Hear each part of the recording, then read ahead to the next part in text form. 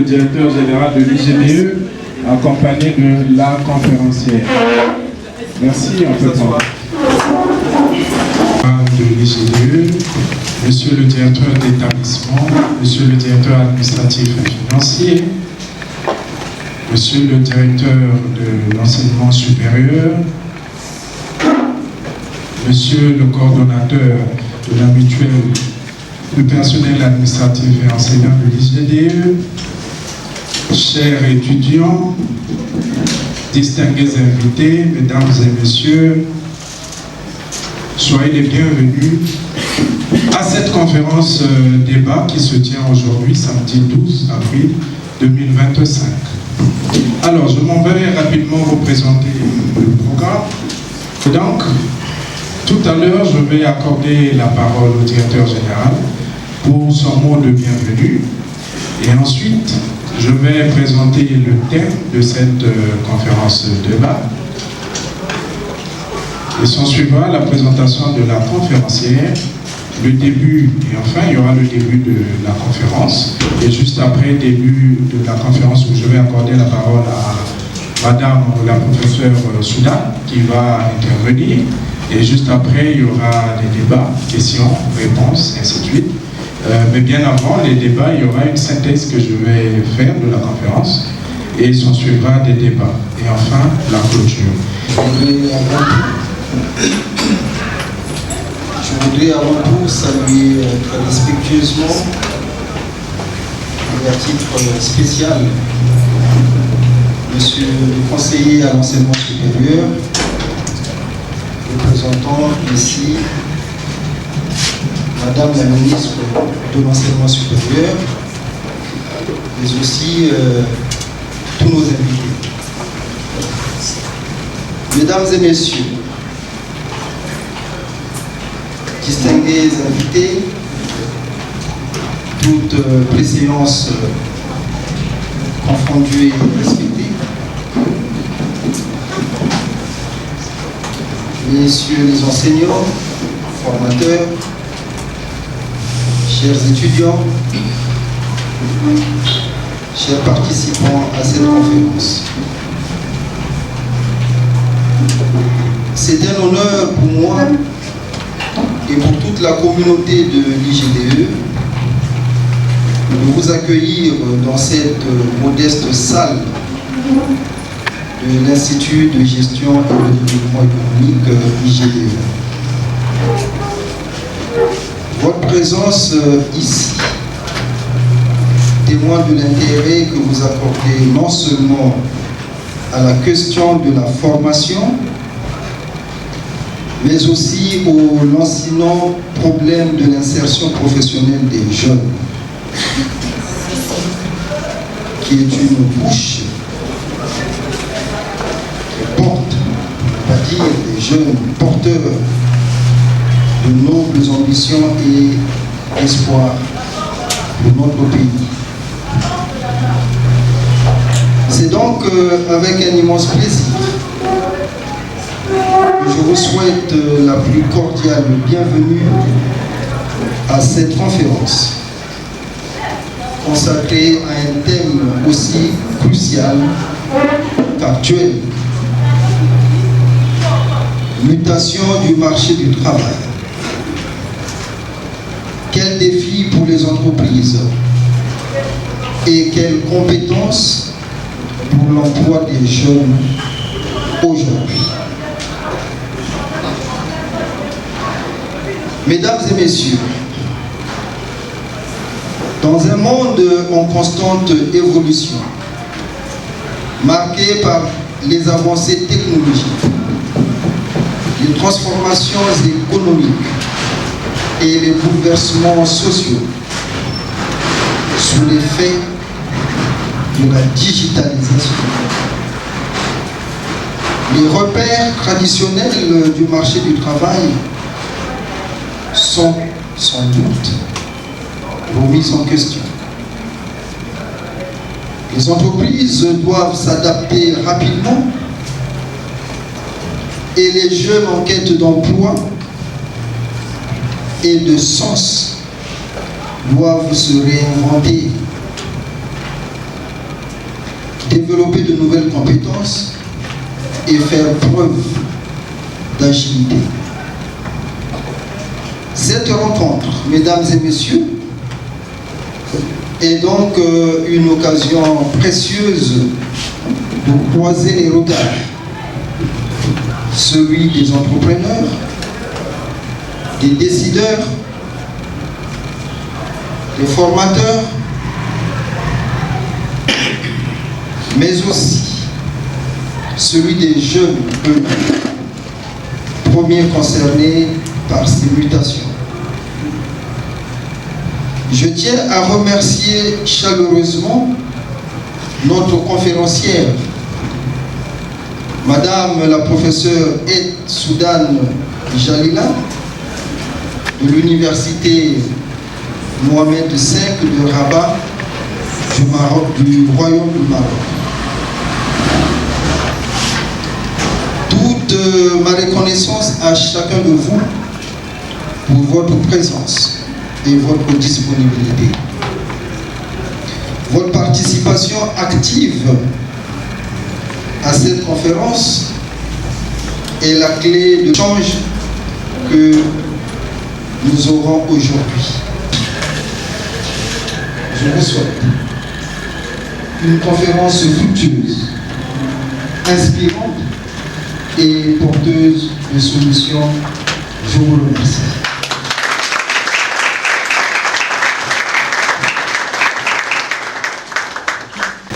Bonjour à toutes et à tous. C'est un vrai plaisir d'être parmi vous aujourd'hui à l'IJDE pour partager cette réflexion autour d'un sujet qui est très important, qui nous concerne tous. C'est les mutations du marché du travail. Quels défis pour les entreprises et quelles compétences on veut pour l'emploi des jeunes aujourd'hui.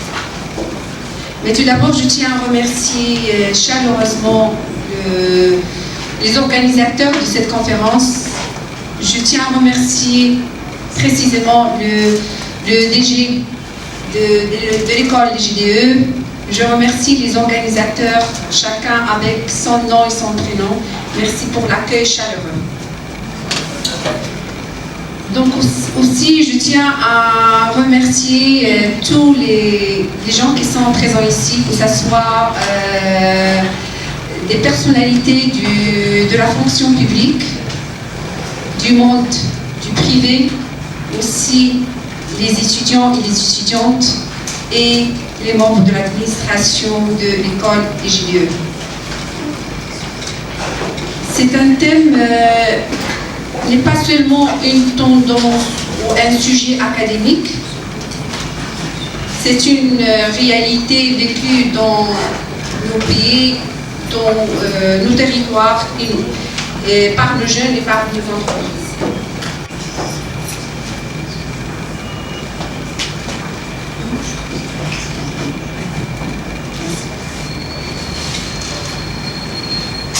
Donc c'est un sujet qui mérite toute notre attention et aussi notre mobilisation.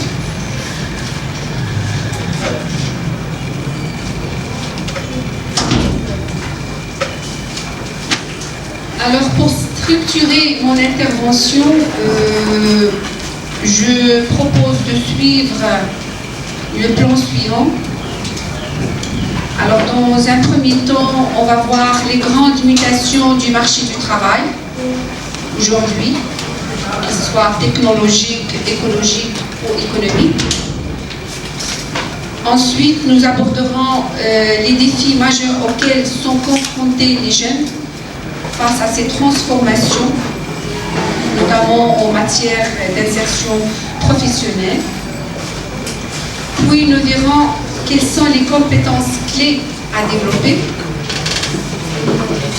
pour répondre bien sûr aux exigences des emplois de demain, à la fois le point de vue des jeunes et aussi des employeurs.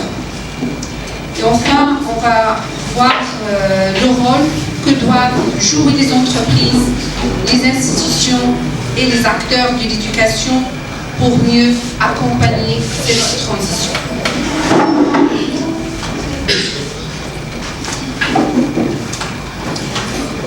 Alors pour bien comprendre les défis actuels liés au marché du travail, l'emploi des jeunes et aussi les défis des entreprises, il est essentiel de comprendre les transformations majeures qui façonnent le marché du travail aujourd'hui.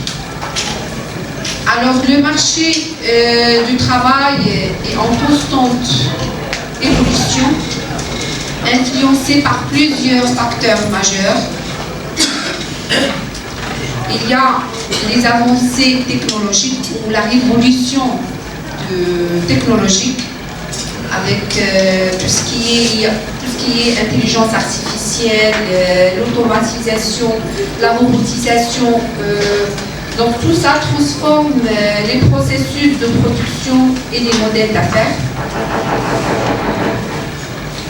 On a 44%, d'après World Economic Forum, 44% des compétences d'un salarié seront transformées d'ici 2027. 83 millions d'emplois pourraient disparaître.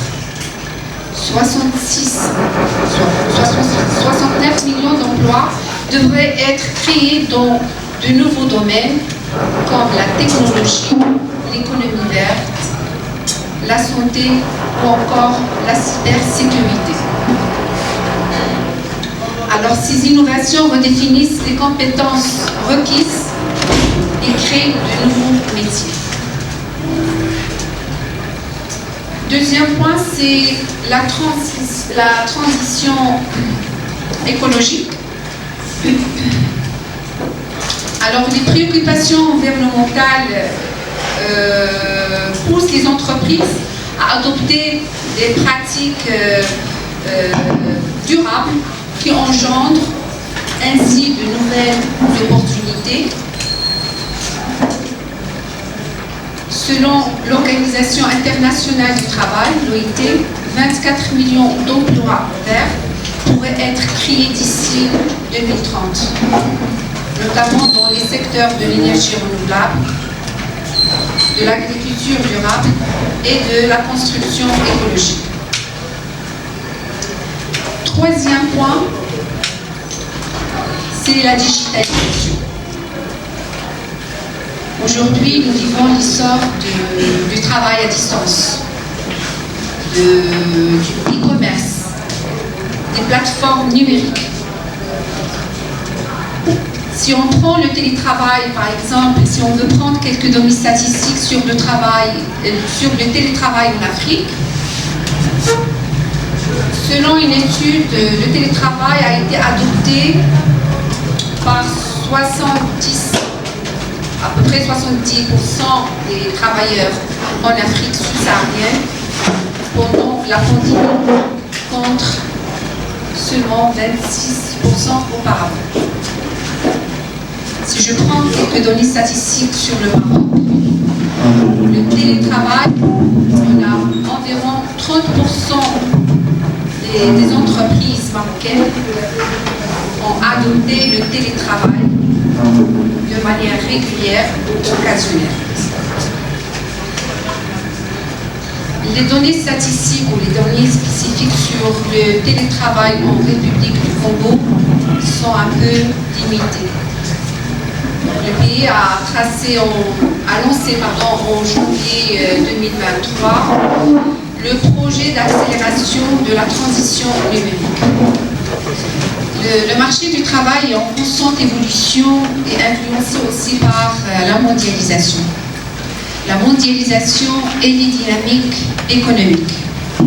Alors, les échanges internationaux et les fluctuations économiques redéfinissent les chaînes de valeur et les opportunités d'emploi, obligent ainsi les entreprises à s'adapter.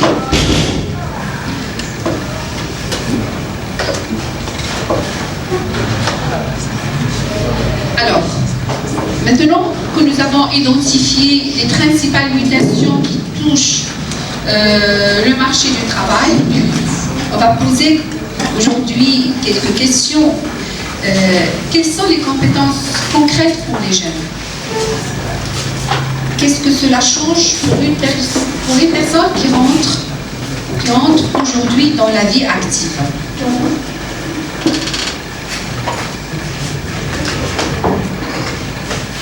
Voyons, on va voir maintenant les défis spécifiques.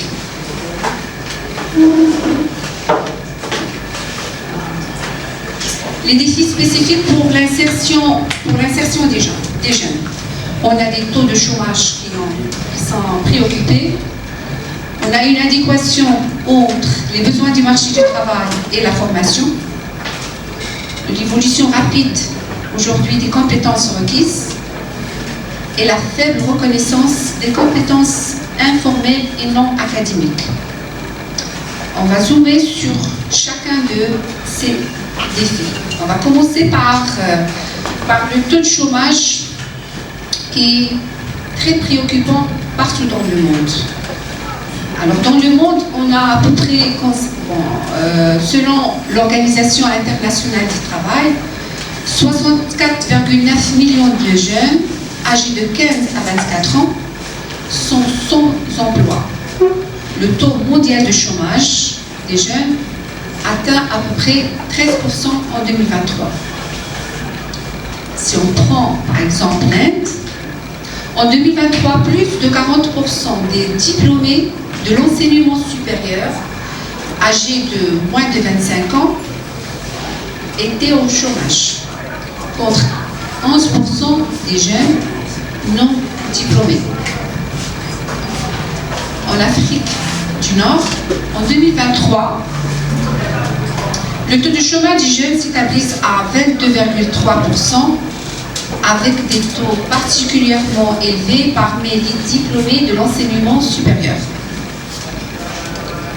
En Afrique subsaharienne, bien que le taux de chômage des jeunes soit estimé à peu près à 9%, une proportion significative de jeunes diplômés est confrontée au sous-emploi.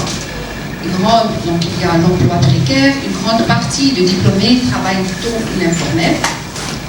Donc, si je prends les données statistiques sur le Maroc, selon le HCP, le Haut Commissariat au Plan, c'est l'institution officielle des données statistiques au Maroc, en 2024, le taux de chômage des jeunes âgés de 15 ans à 24 ans était de 36,7% contre une moyenne nationale de 13%. Alors, je commence par la première question, comment intégrer les soft skills dans les CV? Alors, chez nous, c'est récent qu'on commence à intégrer les soft skills. Alors, comment? Qu'est-ce qu'on intègre? Qu'est-ce qu'on dit aux étudiants de mettre dans leur CV? À part les hard skills, à part les formations, les stages, etc. Parfois, travail en équipe. Ça, c'est une qualité qui fait partie du soft skills. Parce que, pourquoi? Parce qu'on se retrouve avec des personnes parfois qui n'arrivent pas à travailler avec d'autres. Un ingénieur, il te dit, voilà, non, donnez-moi un bureau fermé et je peux faire le travail. Il va faire le travail, mais il ne peut pas travailler avec les autres. Donc, il n'a pas cette compétence. Ça dépend du poste. Parfois, il y a des postes où on a besoin des skills, d'autres skills qu'on ne peut pas voir dans le CV.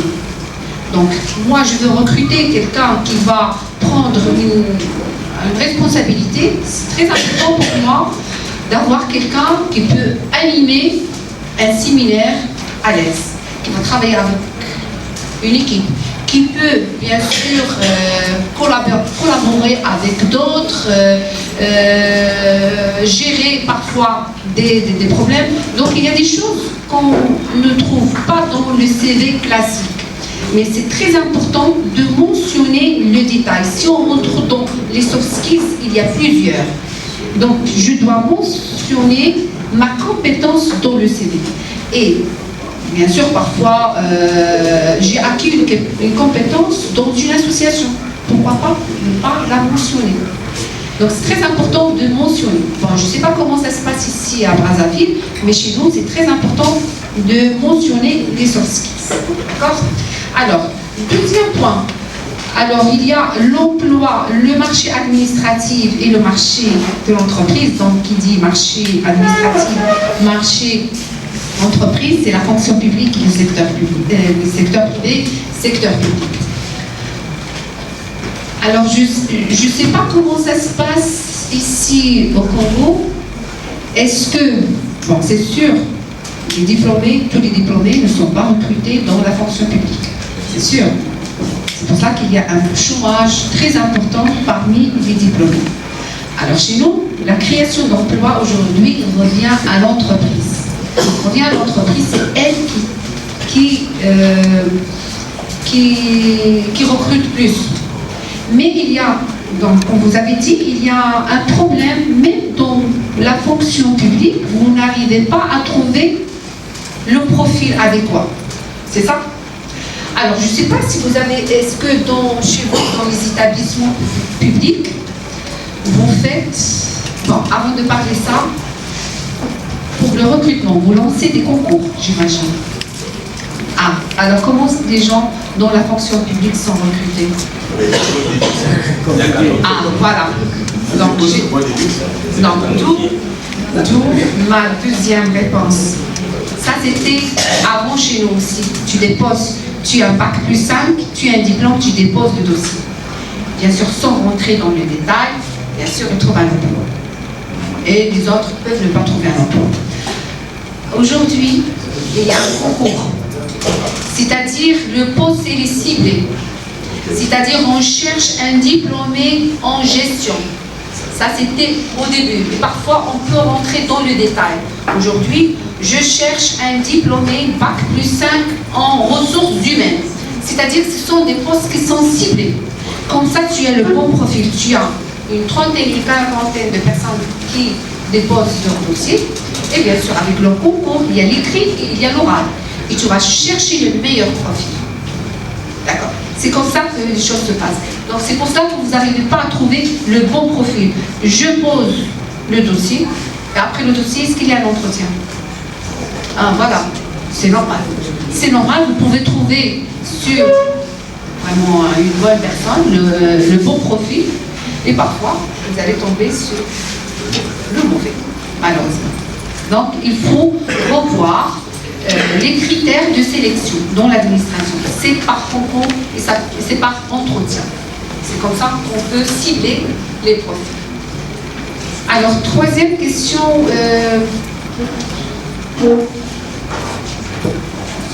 Oui, bien sûr. Il y a le musicien, il y a le philosophe, il y a le chanteur, il y a... donc il y a tous les métiers. C'est-à-dire, moi je parle des gens qui sont à l'école, parce qu'en fait le musicien parfois, oui, parfois c'est un métier, au début, c'était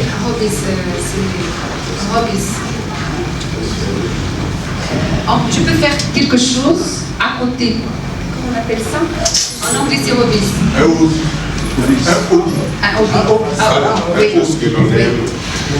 Mais après ça devient un métier.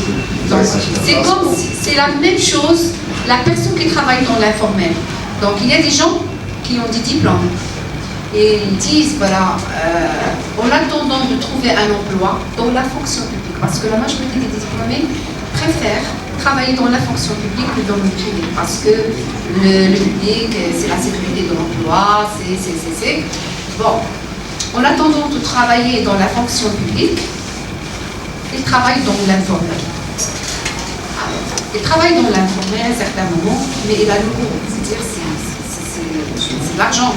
C'est de l'argent, parfois il gagne beaucoup plus. Et quand il fait le calcul, donc là, je ne peux pas parler du salaire dans le secteur public, parce que le salaire c'est quelque chose qui est formel, mais il gagne plus parfois, s'il compare, il gagne plus dans l'informel que s'il compare par exemple dans la fonction publique. Donc il va rester dans l'informel. Pour lui, donc je ne vais rien faire avec le travail. Chez nous, les choses se font comme ça. Il y a pas mal de personnes qui font le travail à distance. C'est-à-dire, je peux réparer, par exemple, je répare des portables, des PC, etc. Donc, il y a des fonctions qui se sont développées, mais les gens ils gagnent beaucoup d'argent. Donc, il y a plusieurs, on a besoin de plusieurs. On a besoin, je ne sais pas, vous avez la formation professionnelle à côté? L'école, la formation professionnelle, qui forme pour des métiers bien précis. Je peux former un plombier. Oui, non? Oui, en fait, donc on a besoin du plombier. On a besoin de, je sais pas, des choses, donc des métiers avec, c'est-à-dire des gens, on a besoin de métiers qui sont très nécessaires dans notre vie active, dans notre vie. Comme le musicien, j'ai besoin d'écouter la musique. Il y a le musicien, il y a des choses. D'accord? Je ne sais pas si vous avez déjà répondu. Merci. Ubérisation de l'économie.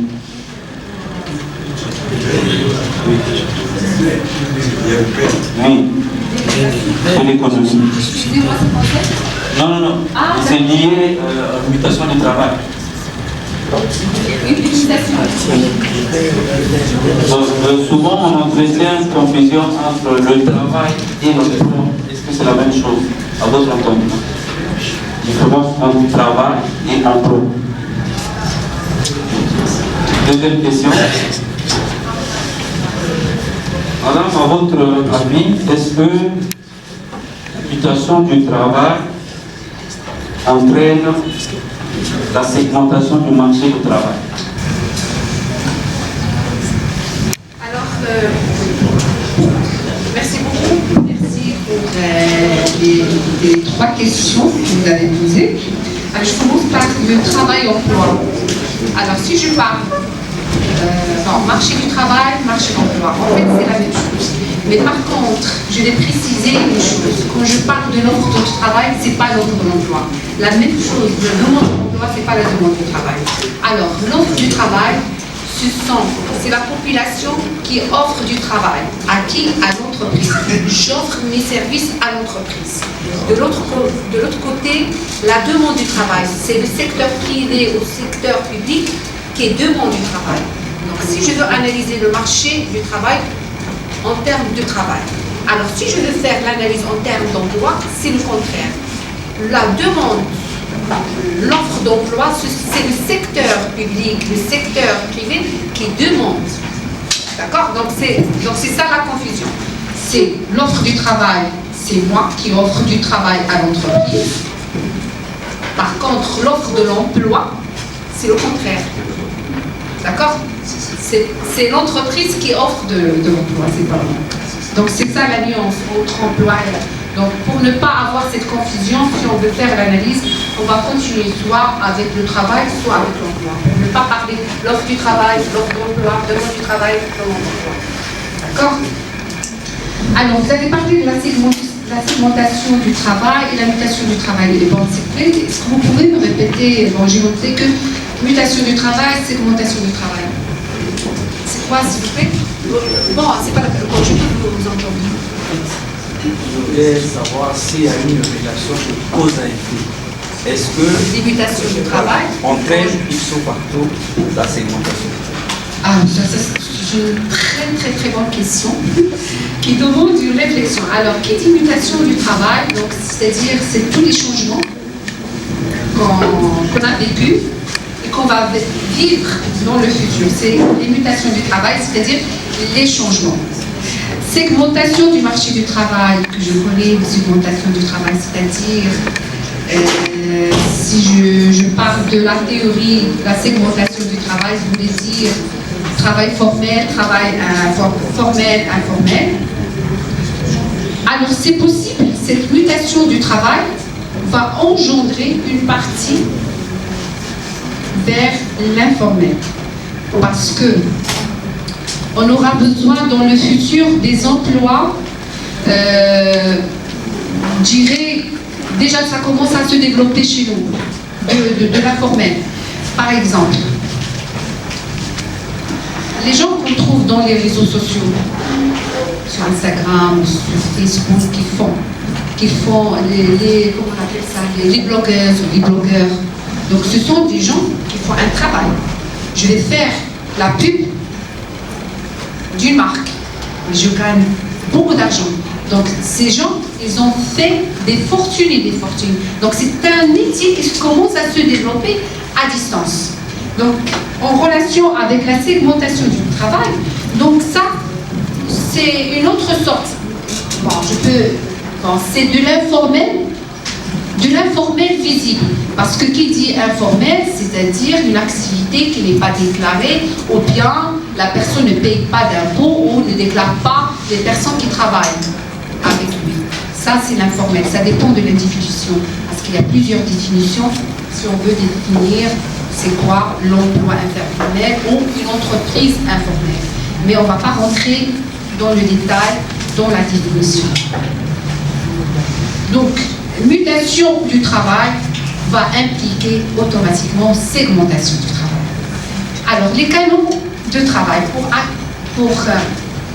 alors, si on veut rentrer dans le marché du travail, donc je vais parler en quelque sorte d'une matrice à double entrée. C'est-à-dire, je vais rentrer dans le marché du travail avec une compétence. J'ai un capital humain, c'est-à-dire un diplôme. Donc, soit j'ai le capital humain, soit j'ai le diplôme, soit je n'ai pas de diplôme. Donc, il y a deux capitaux. Si un jeune veut accéder au marché du travail, aujourd'hui, il y a le capital humain et le capital social. Quand je parle du capital social, ce sont les réseaux, ce sont les canaux.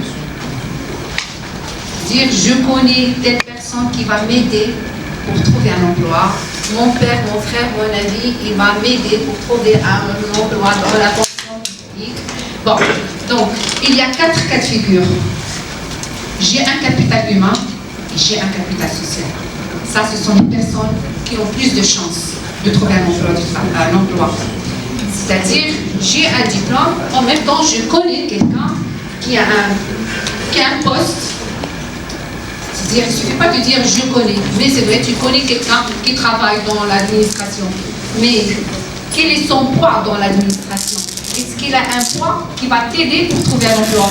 Ou c'est une simple personne qui travaille en bas de la hiérarchie, il va te dire oui, je connais telle personne dans le ministère des Finances, par exemple. Parce que la majorité, je sais qu'ils travaillent dans le ministère des Finances. J'ai posé cette question aux étudiants. On voulait travailler, ils m'ont dit les affaires étrangères ou le ministère des Finances. Alors, donc les chanceux, ce sont eux qui ont capital humain fort avec capital social fort. Deuxième catégorie. Des gens qui ont un capital humain fort, tu as un diplôme, mais tu n'as pas de réseau. C'est ça le problème de la majorité des jeunes aujourd'hui.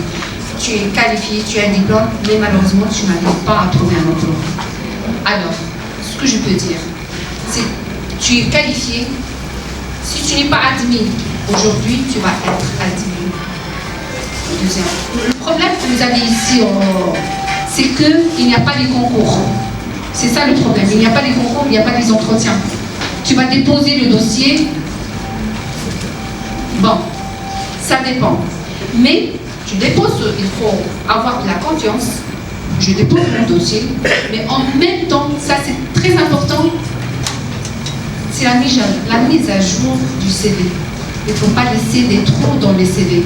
J'ai mon diplôme en juin 2024, donc je vais déposer le CV le mois 4, le mois 5 2025. La première des choses que le recruteur, par exemple chez nous, regarde, c'est le diplôme, le dernier diplôme. Tu l'as eu quand? Je l'ai eu en juin 2024. Alors, entre-temps, qu'est-ce que tu as fait? Je vais regarder. Est-ce qu'il a fait des formations? Est-ce qu'il a fait des stages? Est-ce qu'il a fait... Donc, si tu n'as rien fait, pour moi, tu n'es pas employable. Pourquoi t'appeler? Surtout, il y a des métiers qui sont un peu... C'est-à-dire, il leur faut la mise à jour, toujours. Sinon, ils vont être obsolètes. Donc, c'est très important. Si tu ne trouves pas un travail dans 2 mois ou 3 mois après ton diplôme, il faut travailler. De l'intelligence artificielle dans les entreprises, capable de réfléchir elle-même, qui obéit au principe du management scientifique du travail, est-ce que les jeunes congolais doivent-ils s'inquiéter d'une éventuelle diminution du taux de chômage ou d'une augmentation? Merci. Il faut s'inquiéter de leurs compétences. Donc il faut mettre à jour votre formation, il faut mettre à jour des compétences liées à l'intelligence artificielle. Certes, comme je l'ai dit tout à l'heure, il y a pas mal de métiers qui vont disparaître, mais il faut savoir en contrepartie, il va y avoir d'autres métiers qui vont submerger. Donc il ne faut pas s'inquiéter, il faut s'inquiéter sur ta formation. Comment faire pour mettre à jour ta formation et tes compétences? C'est ça la problématique. Mais des métiers vont disparaître, des métiers qui vont apparaître. Nous en sommes. Professeur, est-ce qu'on peut applaudir pour elle?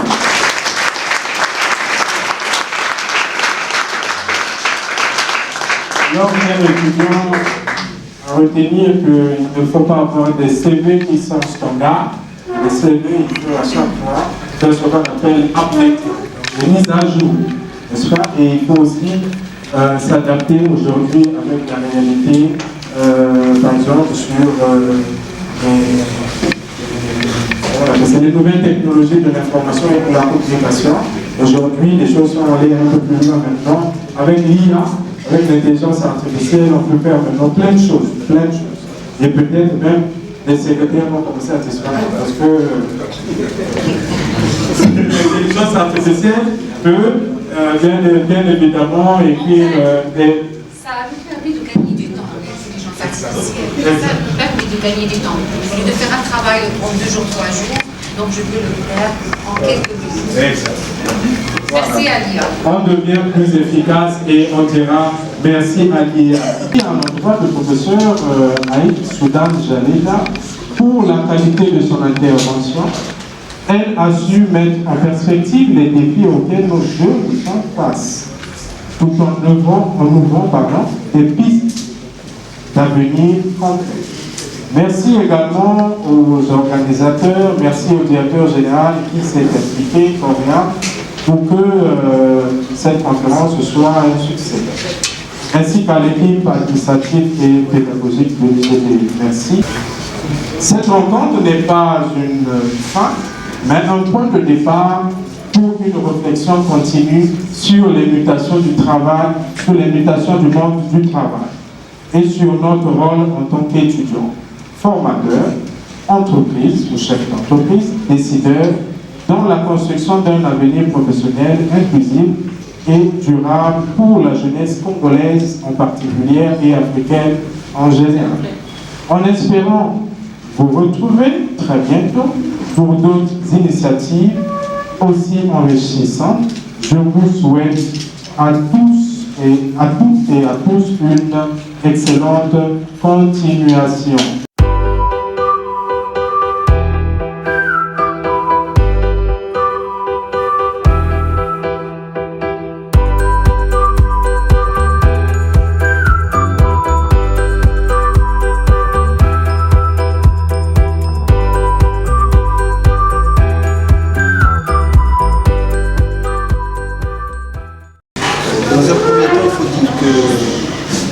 Madame la professeure Jalila Aïd Soudan est venue à Brazzaville pour une mission d'enseignement et dans le cadre de notre coopération entre l'IGDE et la conférencière, nous avons donc tenu à organiser cette conférence, débat sur le thème portant, comme vous venez de le dire, sur les mutations du marché du travail, les défis à relever par les entreprises et par les jeunes pour leur insertion professionnelle.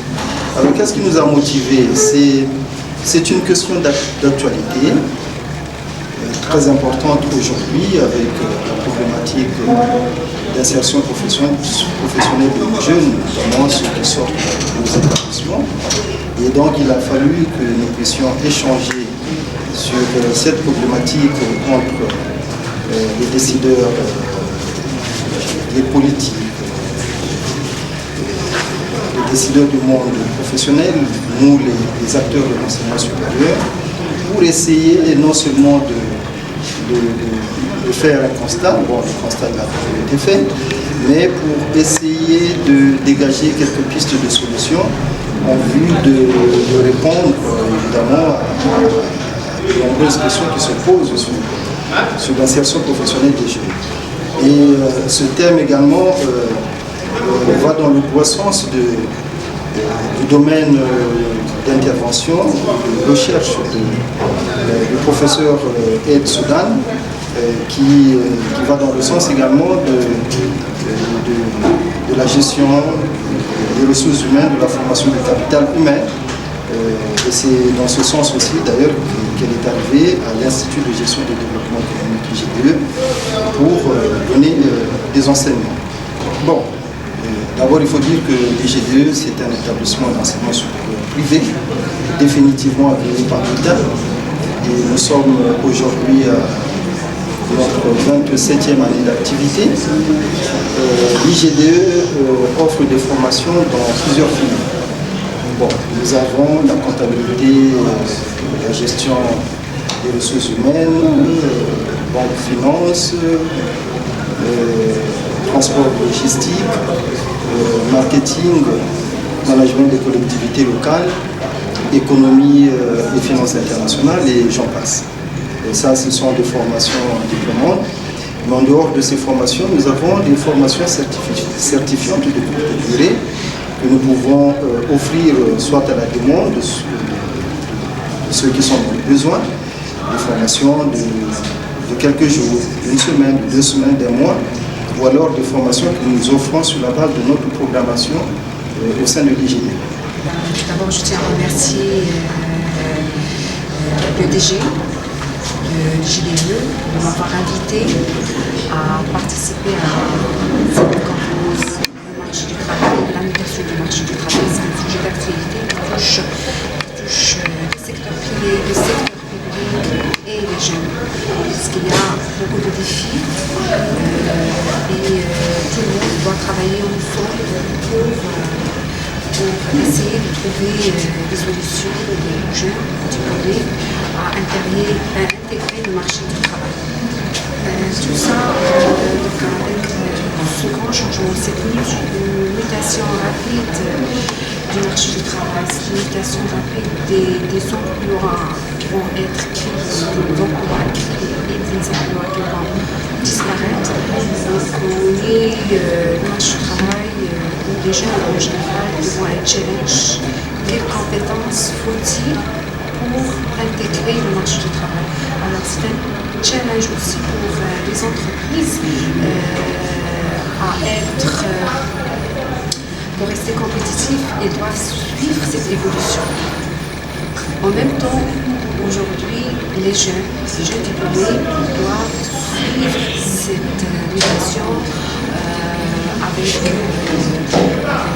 des diplômes qui seront bien sûr qui vont leur permettre d'accéder au marché du travail.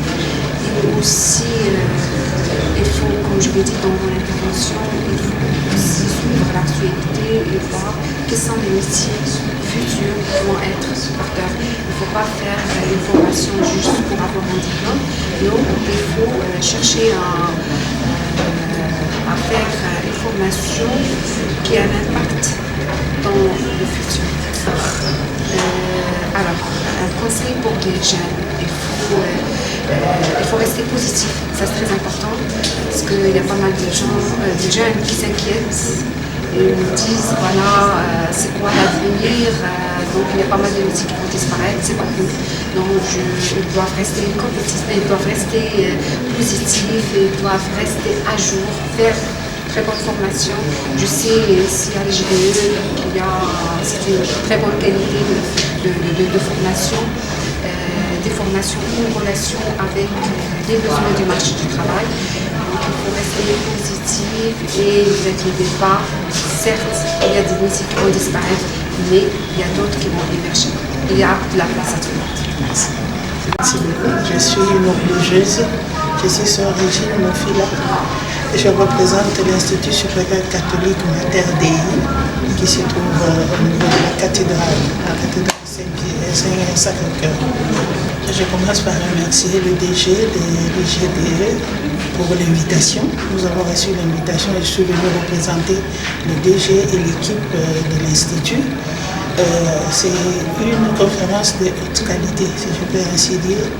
Et mon souhait, mon rêve, après avoir suivi Madame la professeure, s'il y avait une population un peu plus, voilà, les étudiants, nous, les enseignants, les responsables, nous avons suivi. Mais il faut susciter dans les cœurs des jeunes cette réalité de compétitivité. Parce qu'aujourd'hui, la science évolue, il faut que les jeunes aussi puissent évoluer dans la recherche. Les institutions peuvent créer, peuvent avoir tous les outils pour la formation des jeunes, mais de l'autre côté, il faut que les jeunes s'engagent. C'est-à-dire qu'elles puissent sortir de leur tête l'ancienne méthode d'étude. Aujourd'hui, il y a dans le système LMD, c'est un système qui met l'étudiant au centre. C'est l'étudiant qui doit chercher. L'étudiant doit compléter, doit apprendre du professeur et il va aussi chercher en vue de grandir et de faire développer ses compétences et être aussi capable de donner sa contribution dans la société. Merci, je suis Valentin Mathieu, étudiant en études supérieures polytechnique Saint-Luc-de-L'eau, en gestion pandémique du personnel. Je tiens d'abord à remercier le directeur de l'IGDE, professeur Etienne, de cette invitation qui témoigne de l'amitié qui existe entre nos deux instituts et une forte collaboration. Ce que j'ai retenu de cette conférence, c'est que nous, les jeunes Congolais, nous devons nous adapter aux évolutions technologiques et de mettre en pratique les compétences techniques et comportementales.